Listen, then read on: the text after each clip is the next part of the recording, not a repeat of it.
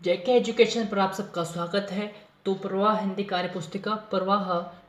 पुस्तिका कक्षा 6 और 7 का ये कार्य पुस्तिका है, जिसमें से आज मैं लेकर आया हूँ कार्यपत्र 65 से लेकर 68 तक लेकर आया हूँ। 65, 66, 67 और 68 लेकर आया हूँ, जिसका अपन संपूर्ण आज हल देखेंगे।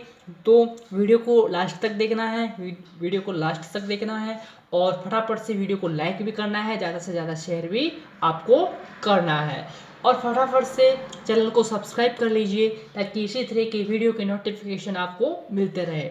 आइए, एक विज्ञापन दे रखा है आपको, तो विज्ञापन समाचार पढ़कर उनके बारे में समझ पाना।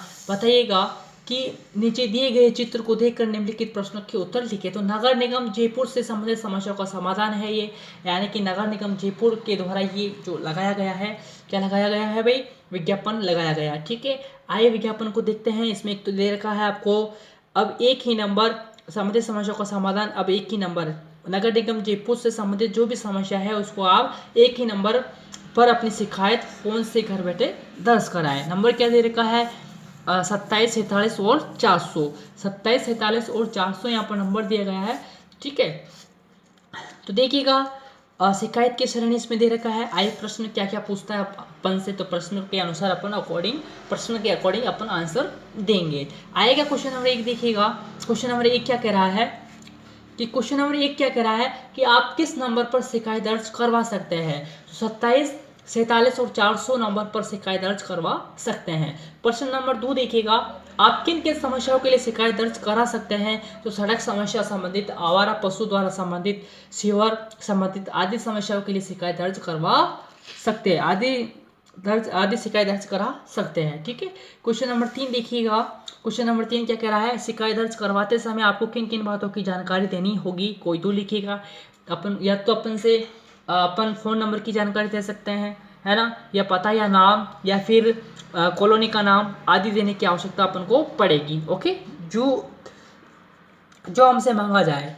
ठीक है, तो उसके अकॉर्डिंग अपन कार्य करेंगे। तो ये था अपना क्वेश्चन नंबर 3। क्वेश्चन नंबर 4 देखिएगा, यह विज्ञापन किसके द्वारा जारी किया गया है। तो मैंने ऊपर बताया था कि यह विज्ञापन नगर निगम जयपुर के द्वारा जारी किया गया। ओके, क्वेश्चन नंबर 5 देखिएगा, क्वेश्चन नंबर 5 क्या कहता है कि विज्ञापनों से हमारा जीवन सरल हो जाता है। कैसे, तो इससे हमें अनेक बातों की जानकारी प्राप्त हो जाती है, हम अपने अधिकारों के लिए जागरूक हो जाते हैं। तो विज्ञापनों से हमारा जीवन सरल हो जाता है। ओके, ये था अपना कार्यपत्रक 65 था, यानी कि 65।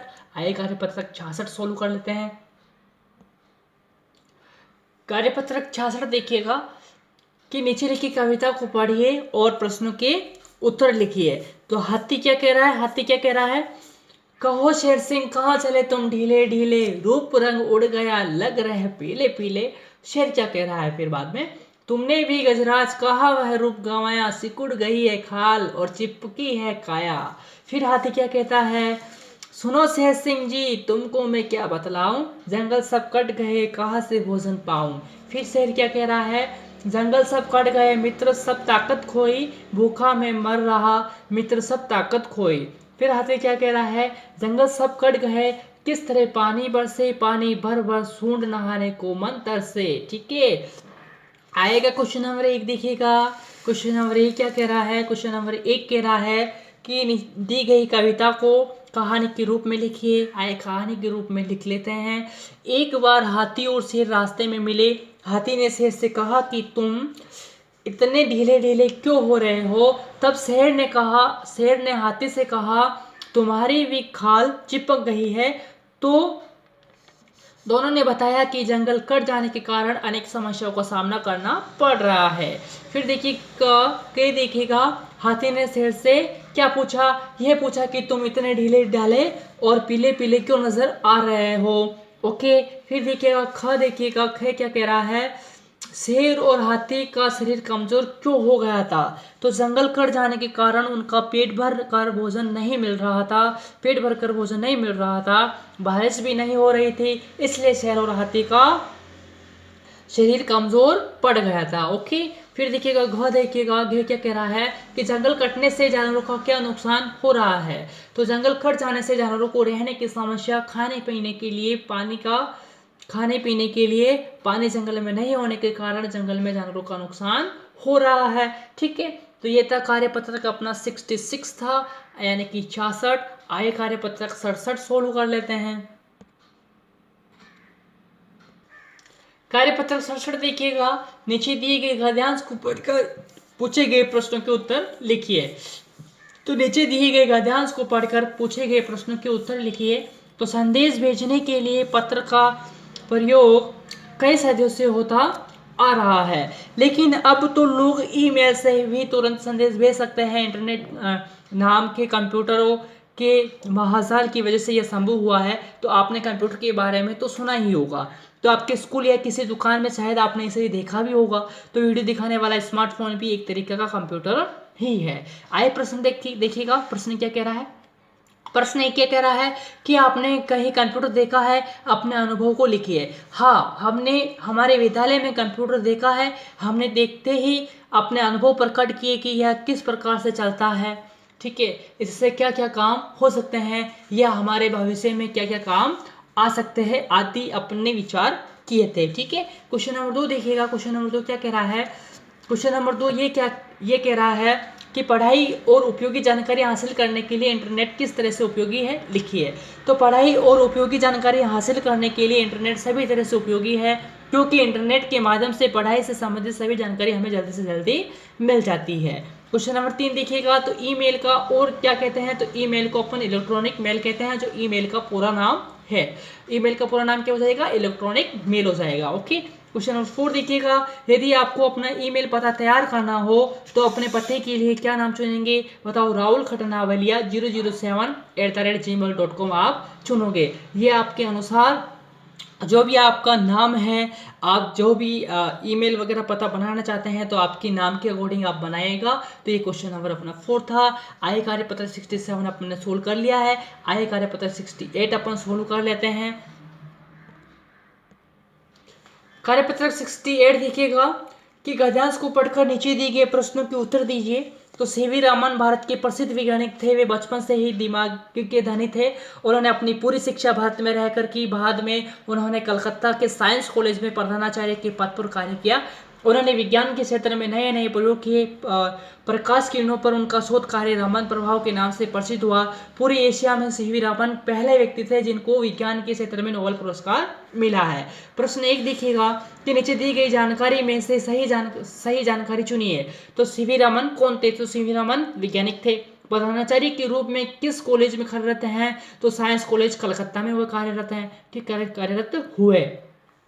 तो प्रधानाचार्य के रूप में किस कॉलेज में कार्यरत हुए थे वे, तो साइंस कॉलेज कलकत्ता में कार्यरत हुए थे। फिर देखिएगा उन्हें विज्ञान के क्षेत्र में कौन सा पुरस्कार मिला था, तो उन्हें विज्ञान के क्षेत्र में नोबेल पुरस्कार उन्हें दिया गया था। क्वेश्चन नंबर 2 देखिएगा। क्वेश्चन नंबर 2 क्या कह रहा है कि कहानी के आधार पर नीचे दिए गए वाक्यों को सही क्रम में व्यवस्थित कीजिए और शुरू से अंत तक की घटना को 1 से 5 के क्रम में लगाएगा। तो प्रकाश किरणों पर उनका शोध कार्य रामन प्रभाव के नाम से प्रसिद्ध हुआ। तो सबसे पहले नंबर पे कौन सा आएगा, सबसे पहले नंबर पे आएगा डे, सबसे लास्ट वाला। तो सीवी रामन भारत के प्रसिद्ध वैज्ञानिक थे। दूसरे नंबर पर आ जाएगा घ वाला, गैस से घड़ी वाला। उन्होंने भारत में रहकर अपनी शिक्षा ग्रहण की। फिर तीसरे नंबर पर आ जाएगा ख, बाद में उन्होंने कलकत्ता के साइंस कॉलेज में प्रधानाचार्य के पद पर कार्य किया था। तीसरे नंबर पर बाद में आ जाएगा 4 नंबर पर आ जाएगा घ, गैस से गमला वाला। उन्होंने विज्ञान के क्षेत्र में नए नए प्रयोग किए। फिर सबसे एंड में कौन सा आएगा, 5वें नंबर पर क वाला आएगा, कैसे कबूतर वाला, यानी कि प्रकाश किरणों पर उनका शोध कार्य रामन प्रभाव के नाम से प्रसिद्ध हुआ। क्वेश्चन नंबर 3 देखिएगा। क्वेश्चन नंबर 3 क्या कह रहा है, क्वेश्चन नंबर 3 कह रहा है कि शब्दों को सही क्रम में लगाकर वाक्य पुनः लिखिए। तो रस हिंदी खान की है, तो हिंदी रस की खान है, सही हो जाएगा। एकता ही हिंदी की कुंजी राष्ट्र है, तो हिंदी ही राष्ट्र एकता की कुंजी है। ठीक है, फिर घ देखिए, हिंदी है रानी की भाषाओं, तो हिंदी भाषाओं की रानी है, हिंदी भाषाओं की रानी है, सही हो जाएगा। फिर देखिए घ से घड़ी वाला, तो सीवी रामन को क्षेत्र में विज्ञान के पुरस्कार नोबेल मिला। तो इसका सही क्या हो जाएगा कि सीवी रामन को विज्ञान के क्षेत्र में नोबेल पुरस्कार मिला। फिर देखिए अगर डे, वैज्ञानिक भारत के सीवी रमन थे, तो भारत के वैज्ञानिक कौन थे, सीवी रमन थे। फिर देखिएगा चे, तो इनका शोध प्रसिद्ध हुआ प्रकाश किरणों पर, तो प्रकाश किरणों पर इनका शोध प्रसिद्ध हुआ, तो ये सही हो जाएगा। तो ये था अपना कार्यपत्र 68, जो अपने संपूर्ण इसका हल देखा है। तो वीडियो को फटाफट से लाइक कर दीजिए और ज़्यादा से ज़्यादा शेयर कर दीजिए। और फटाफट से चैनल को सब्सक्राइब कर लीजिए, बेल आइकन प्रेस कर लीजिए ताकि इसी तरह की वीडियो के नोटिफिकेशन आपको मिलते रहे। चैनल को सब्सक्राइब करना है जल्दी से जल्दी और आगे से आगे वीडियो को शेयर करना है, फटाफट से लाइक भी करना है।